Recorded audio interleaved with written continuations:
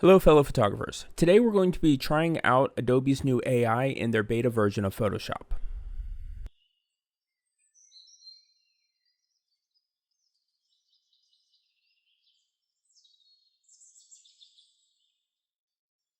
Alright, so before we jump into Photoshop, their AI they first started playing with, which I think this Photoshop feature is kind of a jump off of that, they called it Firefly.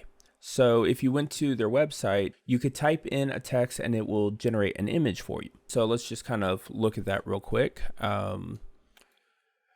So here on their website, we're going to type in, let's see, turtle, if I can type, turtle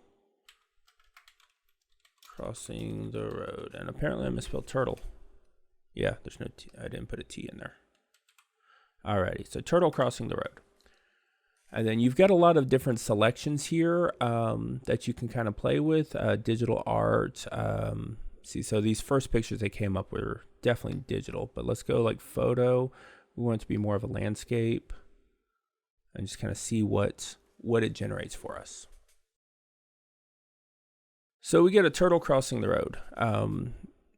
For some reason, this turtle's only got one leg. That's not even a turtle. That one's jumping in a weird way.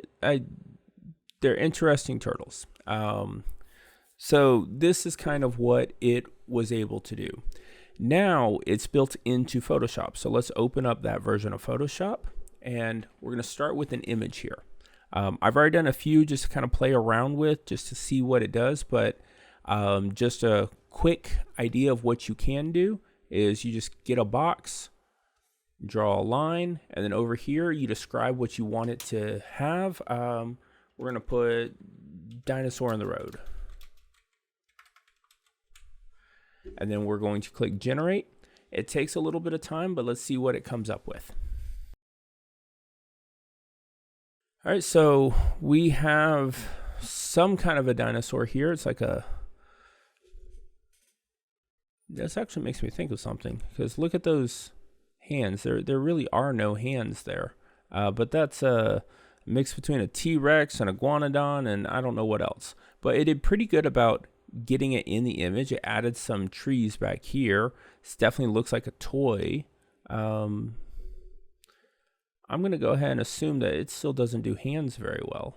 A lot of AI I've been hearing has been having trouble with generating hands, because apparently hands are, well, I mean, as most artists would say, hands are a hard feature to draw. But let's just kind of take a look at some of the ones that I've done already. So the first one I attempted was a turtle crossing the road.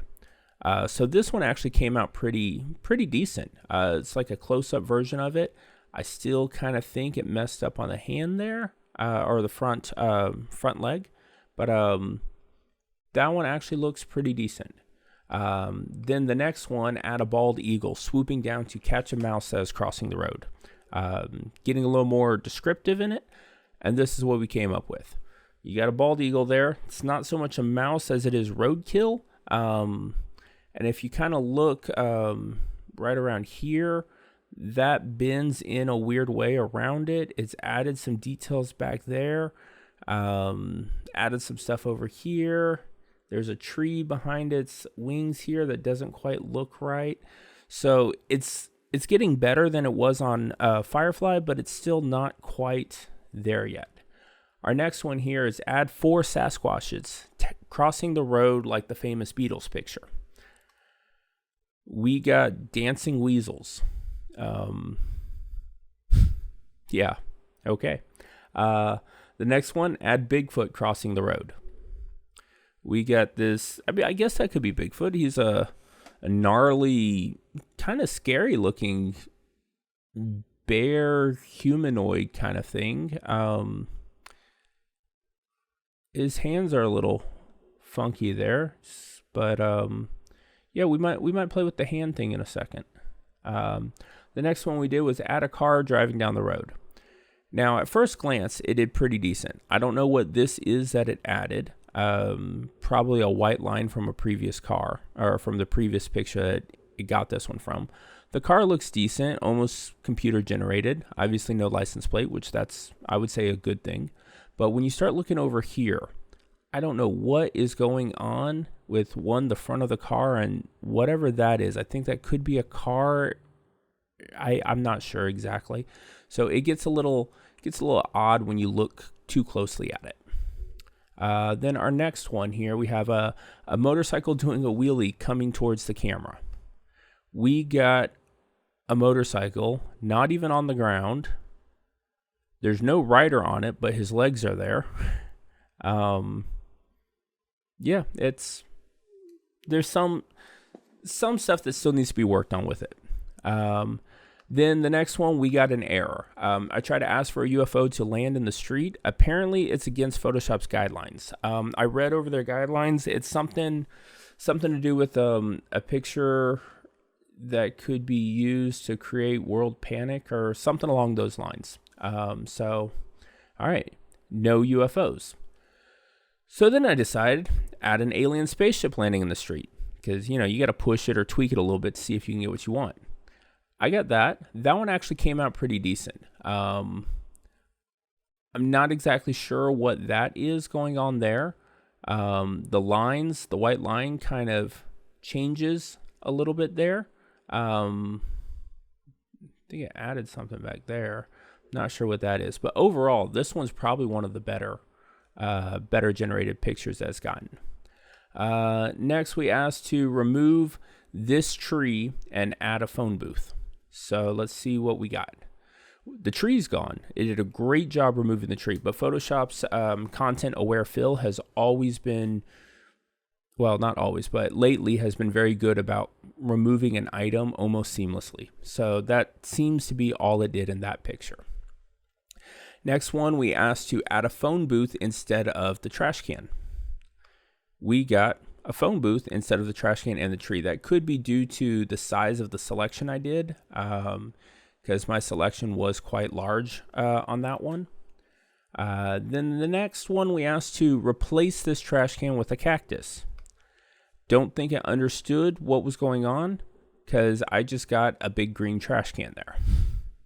Maybe it thinks it's a cactus. I don't know. Next, just add a cactus. And the outline we did was just around the trash can. So let's see what that did for us. It did a pretty good job, other than the cactus is growing up out of the street instead of on the grass. So, drivers beware. Then the next one, we did this one to start off with. That was our dinosaur in the road. Okay, so we've gone through a few of the different generated graphics it can do. I am curious if it can add a hand. So let's see here. Let's just make a selection here. And we're going to call it add a person standing in the road. And see, we're going to pay close attention to what the hands of this person looks like. Hands are in the pocket, and that is a unique face. Okay. Let's try this again.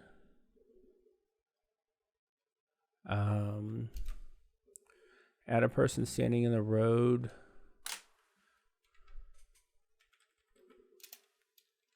with hands on hips.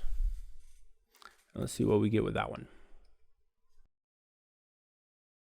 All right, so it still didn't do a great job with the face, but if we can look at the hands here, the hands are a little funky. So the face isn't great. The hands are a little messed up, but other than that, the generated person looks pretty decent. Like the feet, the legs. I mean, it looks like a real person other than the face and the hands.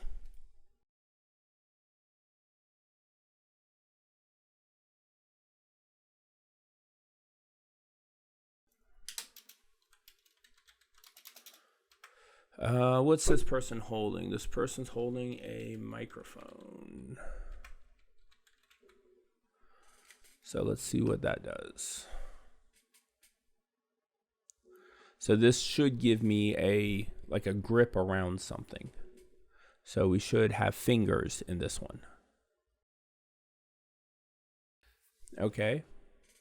I don't know if I would call that a microphone, but let's see the hands.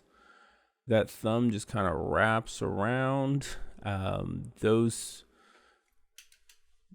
fingers back there just kind of disappear. This person's left hand. So, okay, so sorry, I got it wrong. That's the thumb. That's your pointer finger.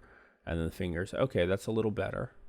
But that finger is still very long. And the thumb, I don't know. And then also his shoes a little interesting. It's just kind of cut off right there. Is that the edge of my label? The edge of my, no? And for some reason I added something down there. I don't know why I did that. All right. Let's try one more. Add a person standing on their hands. Okay. One, she's not standing on her hands. Two, like, this kind of gives me the example I wanted. Like, her face isn't as bad. But look at her hands. They're just, I mean, at least she's got, oh, the wrong number of digits. I was about to say at least she's got the right number of digits, but there's a finger, there's a finger, there's a finger, there's a finger, there's a finger, there's your thumb. And then over here, 3, 4, 5, 6 as well. Alrighty. That eye's a little interesting. All right. So I think we know for sure now that Photoshop's AI does not do well with hands. Maybe in the future it'll get a little better. One more curiosity. Something simple.